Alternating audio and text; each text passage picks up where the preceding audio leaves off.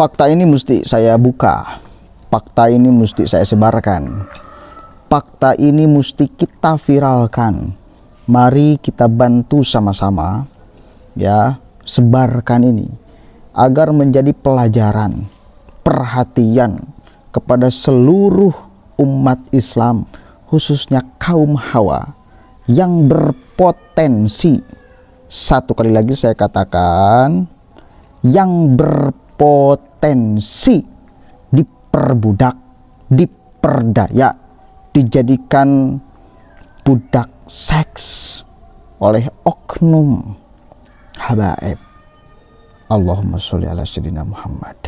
Coba kita lihat sama-sama. Ini keterangan dari Jeddah Salim. Dulu saya suka mengangkat kasusnya, cuma saya membaca beritanya. Saya pernah bertemu langsung dengan Jeddah Salim. Dia pernah menceritakan secara gamblang seluruh kasusnya ya, dan seluruh korban daripada habaib, jindan, ahli jindan khususnya ya. Tapi sekarang ini lebih jelas karena dia yang langsung ngomong ya, suara dia, jadi bukan saya baca berita. Kita cek sama-sama ya.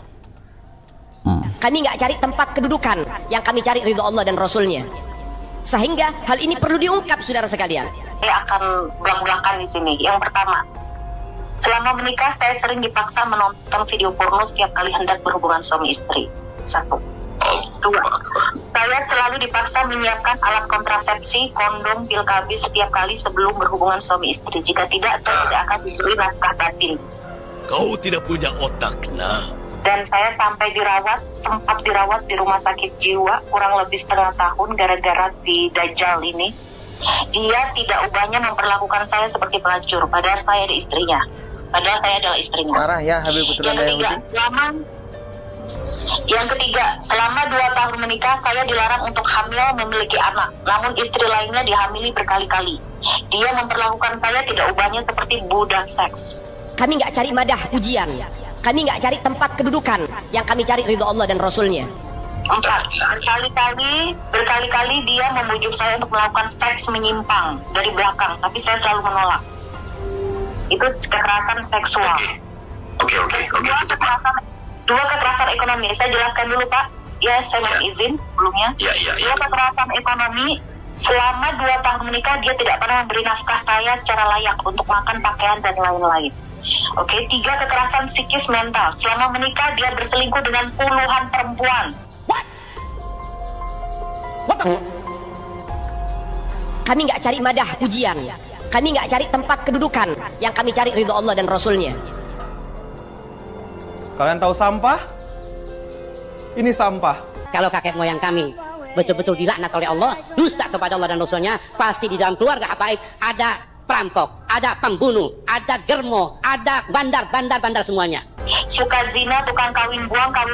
Puluhan wanita chat ke saya. Ada yang disetubuhi, dihamili, lalu ditinggal, tidak dinikahi. Ada yang sering dikirim gambar-gambar porno, dikawin beberapa hari, minggu, langsung dicerai paksa. Ada bukti chat-chat korban, semua masih saya simpan. Lalu selama 2 tahun menikah, kami tidak pernah tinggal 24 jam.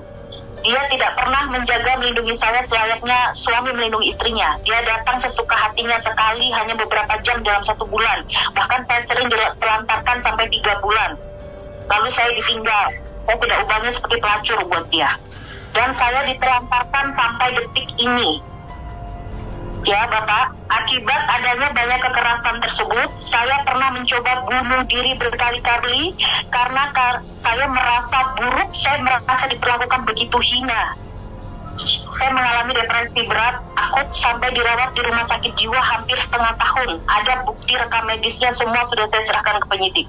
Bahkan sampai sedetik ini saya masih dalam perawatan psikiater, mengkonsumsi obat-obatan dari psikiater.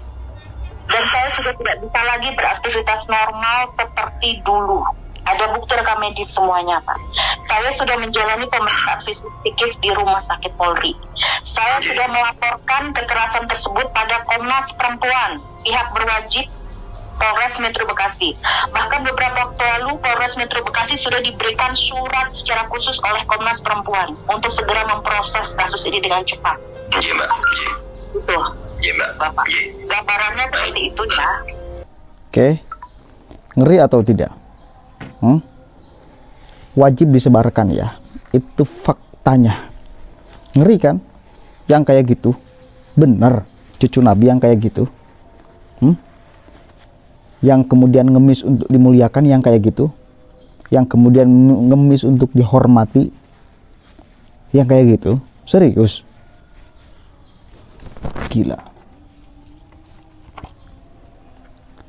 Wahai wanita-wanita pribumi, jangan sampai Anda diperbudak. Jangan. Dengan embel-embel apapun.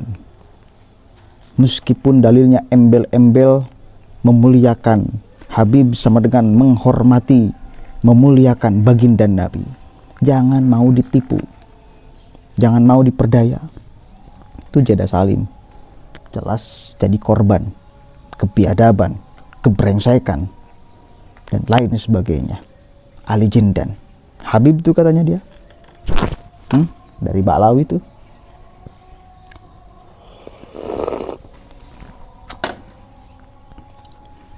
Coba. Mau ngomong apa? Mau ngelak apa lagi? Fitrahnya tertolak kan? Utahhirukum tathhirohnya tertolak kan? Ya dong, itu tertolak jelas. Nggak mungkin yang disusikan kayak gitu.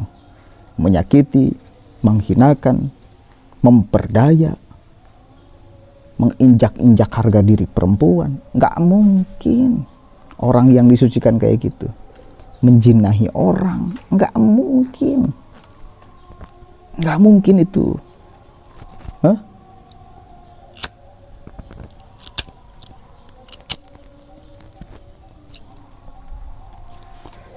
Sudah lama ini kasusnya dan sampai detik ini belum belum diproses Nusi Ali Jindan tuh. Maka kita berharap dan kita menginginkan untuk aparat kepolisian secepatnya memproses orang itu.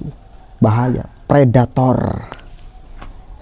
Satu kali lagi saya katakan, predator. Buaya. Buaya kau. Buaya masih mulia, ente hina.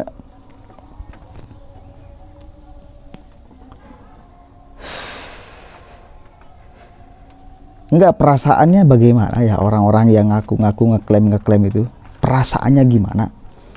Ketika kemudian keburukannya, kebusukannya satu persatu kemudian diungkap oleh masyarakat, oleh yang menjadi korbannya, bagaimana ya? Malu atau tidak mereka masih ngeklaim sebagai Ahlul Bait Nabi yang kemudian disucikan katanya? Malu nggak ya? Kalau nggak malu bener-bener. Padahal al-haya minal iman. Malu itu sebagian daripada iman. Satu kali lagi saya katakan, al-haya minal iman. Malu itu sebagian daripada iman. Maka bila orang tidak punya malu, artinya keimanannya lepas sebagian. Nggak ada tuh kabur, menghilang. Bener gak, Mang? Bener. Bener, Mas. Anadopatu minal iman. Anadopatu minal iman. Bener. Al-haya minal iman, anadopatu minal iman. Betul semua tuh.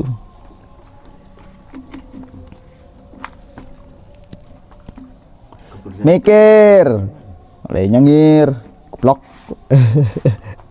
Itu kebersihan sebagian dari iman, makanya ini dibersihin. Oh, dimakan. bersihin sebagian dari iman.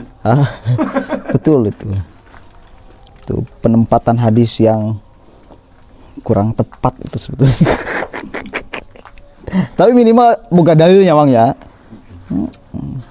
Itu sudah ya.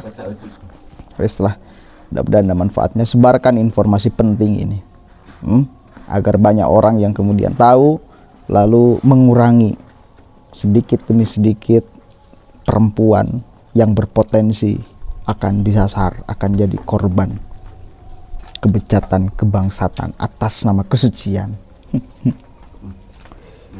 Assalamualaikum warahmatullahi wabarakatuh. Sudah banyak tamu hari Jumat. Senggol dong. Sok singararopi we, singararopi.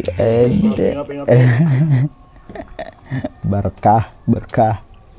Jumat Jumat berkah.